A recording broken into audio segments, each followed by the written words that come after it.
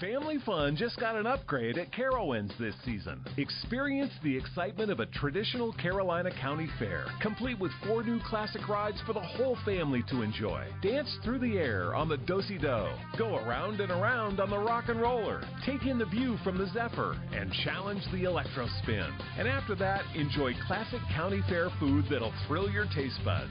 Plus, now through June 18th, everyone pays kids' price, only at Carowinds.com.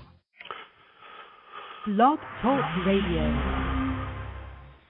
Good morning. It's Jeff Altman, the Big Game Hunter. It is Monday, April 25th, 2011, and welcome to No BS Job Search Advice Radio.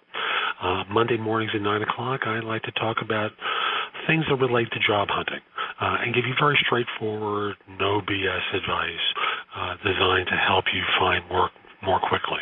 Because even in tough job markets, people are finding work. So it begs the question, why? Now, maybe you don't have the skills necessary to find a job, and we certainly can't fix that.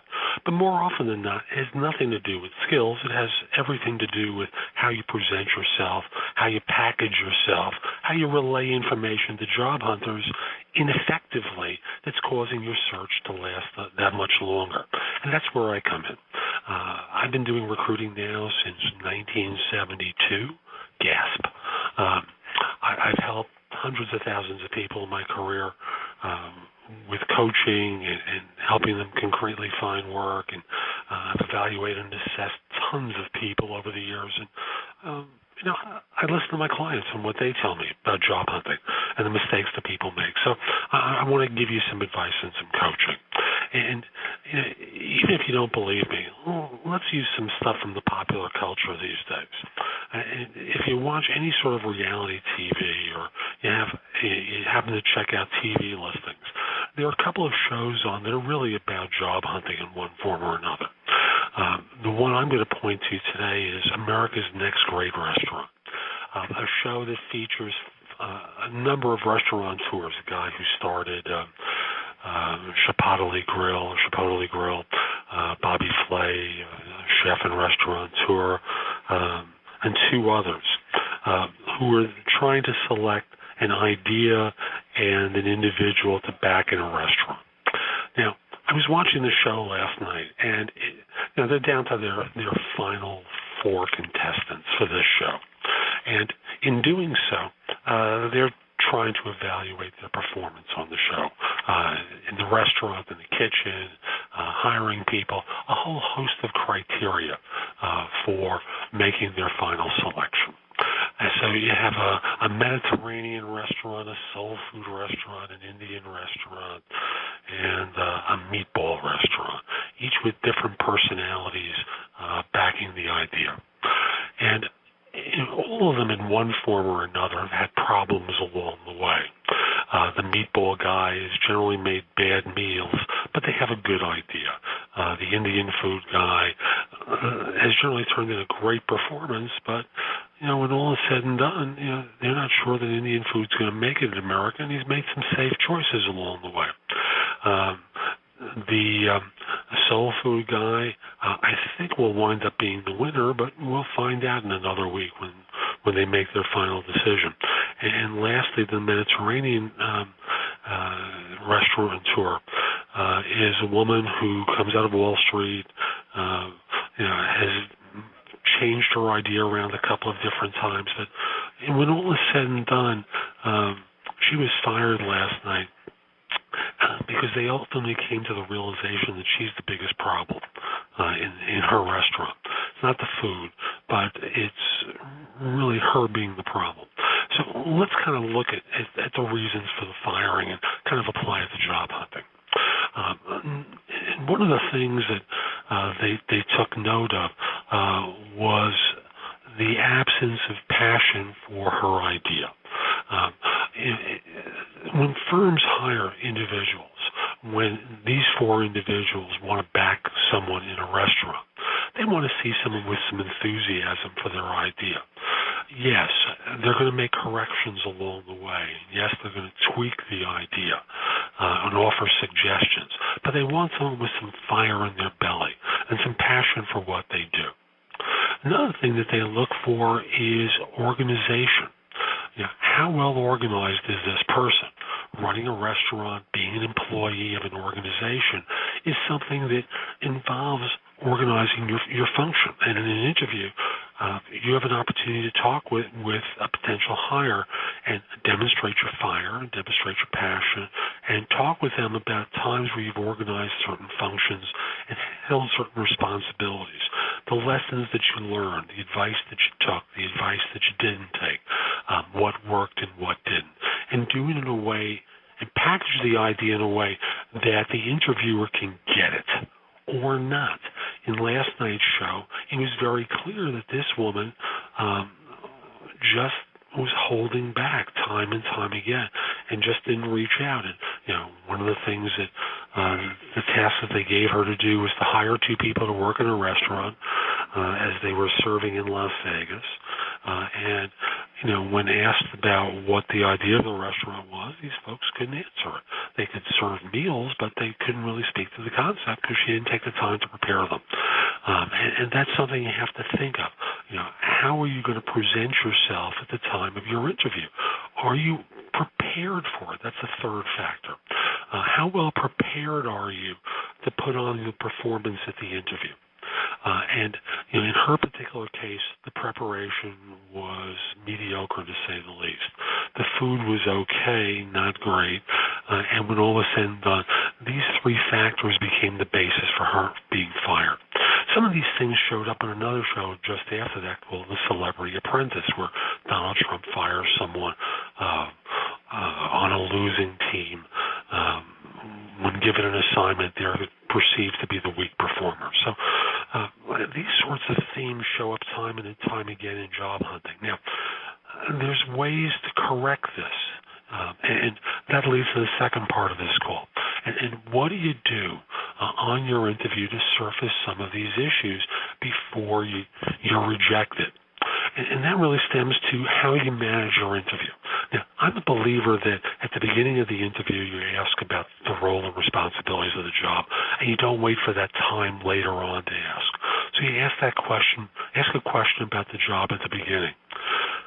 And if you're not familiar with my philosophy, go to my website, jeffaltman.com. I've got a couple of articles, and I certainly have my book that outlines how to do it. So at the end of the interview, when you have an opportunity to ask questions, there's one question I'd like you to start off with, and that is, let's say you decide to hire me, and it's a year from now, and you're writing a review. And it's not just a good review, it's the best one that you've ever accomplished. It's the best one you've ever written. What would I have accomplished during this year to help you that you would want to see me having done? So that becomes question number 1. Question number 2 is to talk about, is there anything that you've noticed that would make you reluctant to want to hire me? And from that, you get a sense of some of the question marks that show up in how they assess you. And the third question is, how do you stack up with your competition? By asking that second and third question, it gives you an opportunity to file away some information that you can address right then and there. And in lieu of sending the traditional thank you letter, which is innocuous, you modify the idea of the thank you letter and do thank them for taking the time, but then you speak about some of these areas of concern in second and subsequent paragraphs. So, for example, what you do is you thank them for making the time to meet with you and appreciate the opportunity to discuss the position with them and thank them for their candor in identifying some of the areas that they had some questions about. And then you start to write to them about some of the situations that you've been in where similar types of problems may have surfaced and how you address them. Or perhaps they didn't ask you questions that allowed you to speak to these issues. Now, you don't accuse them of being a crappy interviewer, but what you do is you speak to your background that relates to their question marks and express the desire that you have another opportunity to speak with them about some of these issues.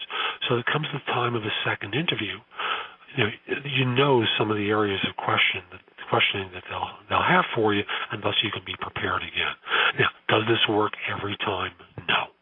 But if you don't do it, it works exactly.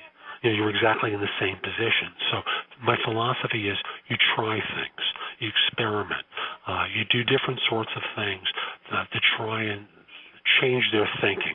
And this sort of a letter becomes an opportunity for you to reverse some of the negatives or question marks that they have. Because the longer the question mark sits, the more likely it is you'll be rejected. So you want to get an email address and get this out to them the next day at the very latest.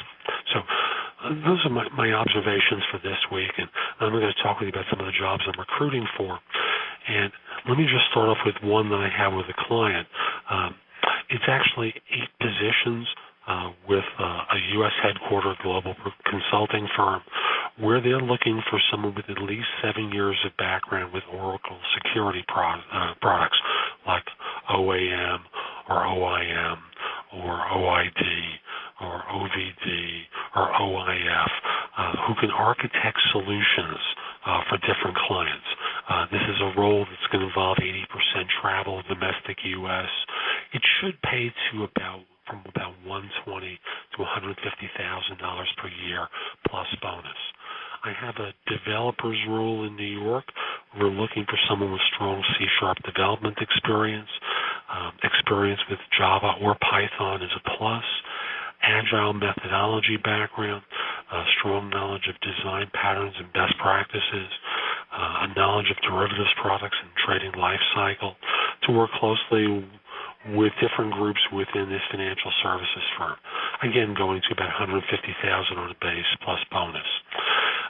For a consulting firm, this is going to be hubbed primarily in Indianapolis. So they want someone who's either local or who's willing to move to Indianapolis. They'll make a modest contribution toward relocation. And they're looking for a very senior project manager or program manager, must have life sciences experience plus data warehousing and reporting background for this role, and that's going to about $130,000 a year plus bonus. I have a role in Bentonville, Arkansas, for a consulting firm where they're looking for a data warehousing business intelligence program manager, up to about $130,000 per year plus bonus. Person needs to be local or is willing to relocate to Bentonville. Again, modest contribution toward relocation.